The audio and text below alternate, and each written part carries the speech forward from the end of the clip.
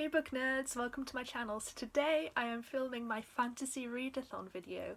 I'm really excited about this. I heard about it from Cece from Problems of a Book Nerd, so I'll link her video down below. But it's basically a massive fantasy readathon run by Penguin. I'll also post a link to the page that kind of covers everything because it's really interesting, and it's also got every single YouTuber who's doing their own host book on there. So basically the way it works is there's 8 challenges, I believe, and there's also several YouTubers who have chosen a fantasy book that is their buddy read that fulfills at least one of the challenges.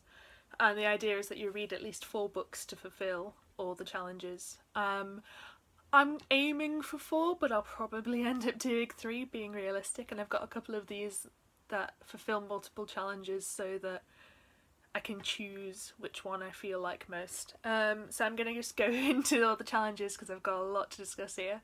So the first one is to read a sequel. So for this I am reading Thunderhead by Neal Shusterman. I read Scythe near the start of this year, really enjoyed it, and then just never got around to the sequel. So Scythe, I won't spoil the plot of Scythe, but the first book is set in a world where no one dies anymore.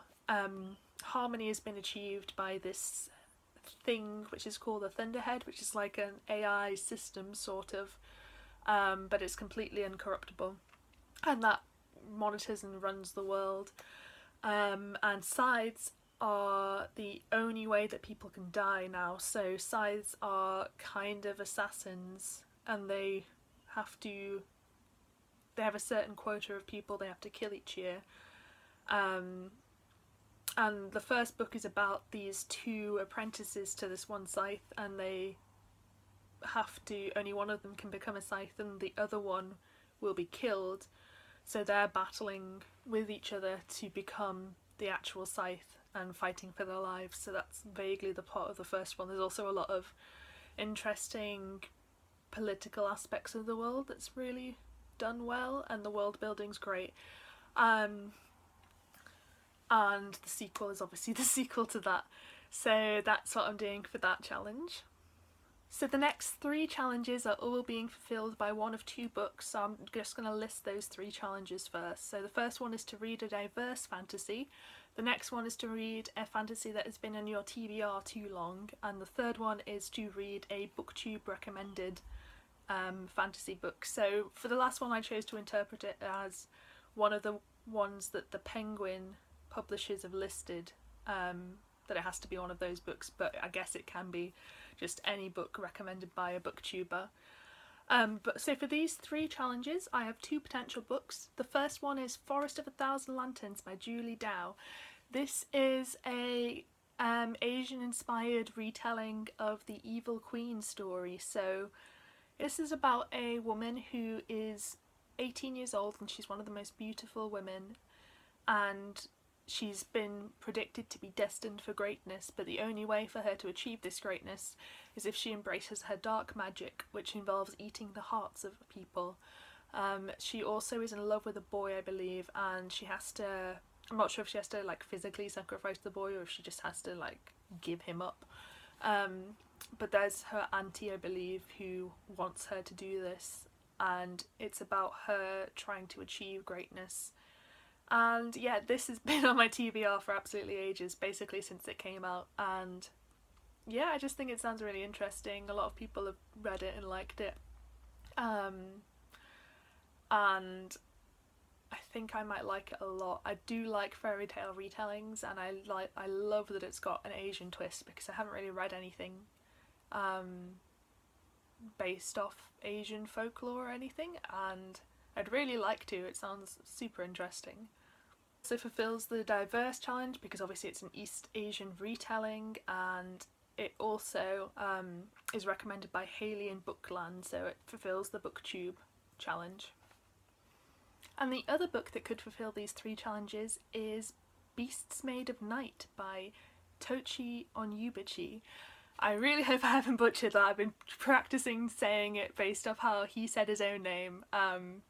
I probably still butchered it, so sorry about that. So this sounds super interesting. This is Nigeria inspired, and it's set in a magical world where there is these monsters that can be made from the sinful acts of sinners, and there are these people who can slay these monsters, but in slaying the monster you relive the sin that was originally committed to make that monster. And it follows the protagonist, who, I'm not sure if it's unique to him or if everyone gets it, but he also gets tattoos that represent the beasts he's killed, and he's basically got ambitions to be the greatest monster slayer that there's been. But most people get driven mad by the fact that they have to relive the sins of others, but because he's so ambitious, he's kind of becoming immune to it. That's kind of what the description says. I'm sure there's more to it than that, but I just think it sounds really interesting. It reminds me a little bit of Victoria Schwab's Monsters of Verity series, but yeah, it's got really cool covers. The booktuber that's recommended it is Naya Reads and Smiles, I believe. I don't actually watch their content, but I'll also link them down below. Same with Haley and Bookland. And yeah, I just think that it sounds quite cool. So yeah, so obviously that one is BookTube recommended. It's also been on my TBR pretty much since it came out, and it's also diverse because it's Nigeria inspired. So the next two challenges are covered by one book again, and it is to read an LGBTQ plus fantasy novel and to also read a new fantasy novel. So these ones will be fulfilled by Girls Made of Paper and Fire by Natasha and Ngan. This just came out near the start of this month, and I'm already hearing a lot of good things about it. So it's about a girl who, in this world there's a king, and he gets 8 consorts slash prostitutes, and these are girls made of paper, and they have to just serve him and fulfill his every will. But this year he chooses a 9th girl who is super beautiful, and she's our main character, and she's actually made of fire. I'm not sure what that means. I think it's like a metaphorical class system thing. But she falls in love with someone else who I believe is a girl. I think it's got a girl-girl romance in, and she basically decides she's not gonna serve the king, she's not gonna be his prostitute, she's gonna overthrow him.